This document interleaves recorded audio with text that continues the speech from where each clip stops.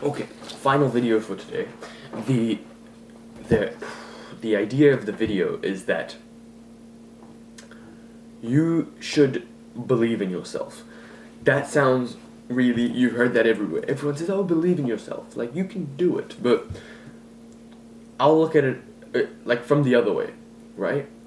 If I'm telling you that you can do this, right? I'm gonna tell you you can build the body you want. You can become huge. You can make $10,000 a month in 2 years if you do the right things. You can you can become the guy that everyone wants to be with. You can become the guy who invites everyone to your party and everyone likes you. You can do it. But a lot of people will be like, "Nah, actually, um, I'm in India, so I can't make money." Or like, they make excuses against themselves, and it's like, why would you do that? Especially in like the making money kind of realm. It's like, why would you reject yourself? Like, I'm telling you, you can do this. I'm telling you, you should try, and if you just work a little bit hard, then you will be able to do this. But you are like, "No, I can't do this. I'm like not even gonna try." Like, okay, if you so firmly believe that you can't achieve this thing that I'm telling you you can, it's fine. What am I supposed to do? It's not my job to convince you that you can. It actually is my job to convince you that you can. But like, anyways, it's like, why why reject yourself before getting rejected by the thing, right? So okay, this I got this video idea from when I was talking to my friend. So we had in New Zealand we have NCEA, which is like the high school like testing system, and we had a maths test last week, and it was supposed to be like really hard. It always comes on the news about how hard it is and how this PhD student could not solve this problem. For me personally, I'm really good at maths, so I found it really easy. But I was talking to one of my friends. I sound like a dickhead there. I was talking to one of my friends, and I was like, "Oh, bro, what are you gonna get? What are you gonna get in the maths test today?" He's like, "Probably merit." And I'm like, "There's no point in you selling yourself short."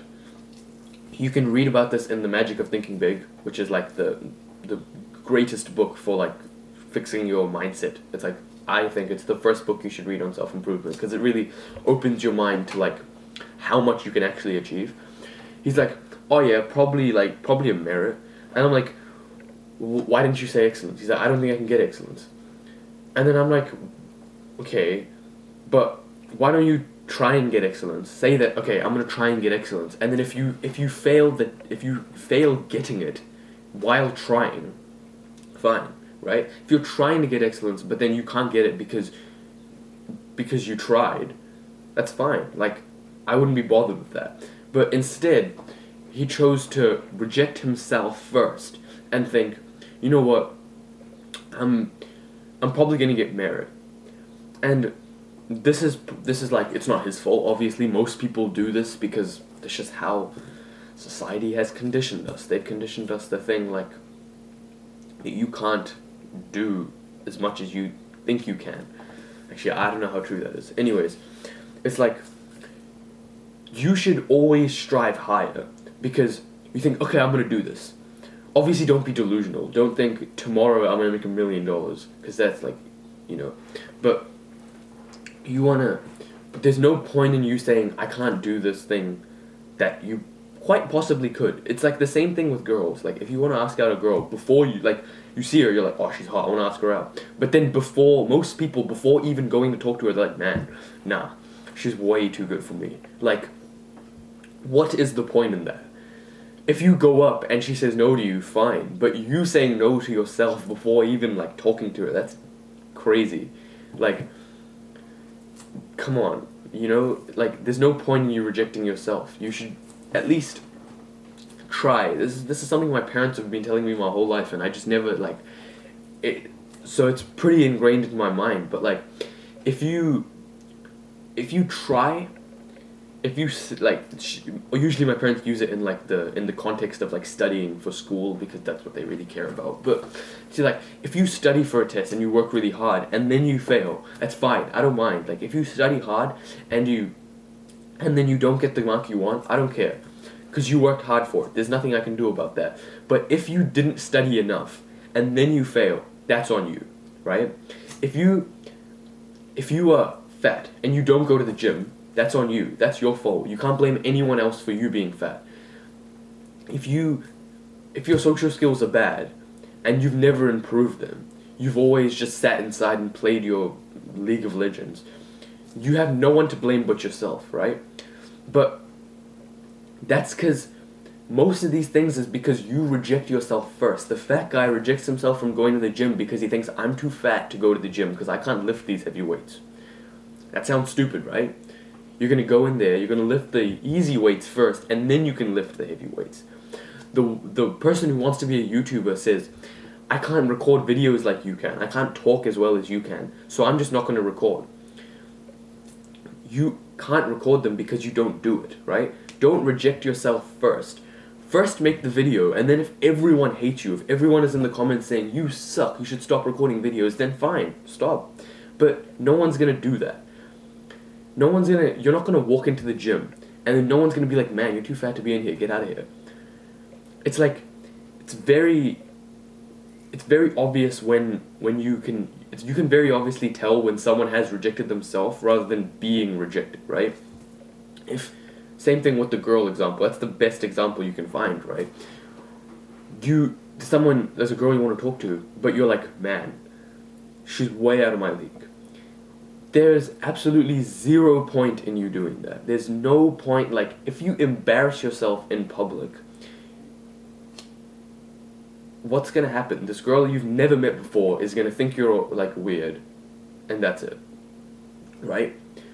It's just, we are accustomed by society to think that failure is a bad thing, right? Because you think that you go to the gym, and if you don't hit a really, really good workout, you failed, so it's useless. You think you made a bad video, didn't get any views on YouTube, you think that's fail. It's not how it works. You talk to a girl and she says no, you think that's a failure. They are all failures, but they're not bad things. My first 5 videos on YouTube, probably more than 5, I don't think any of them got any views for at least a few weeks. And maybe it got one.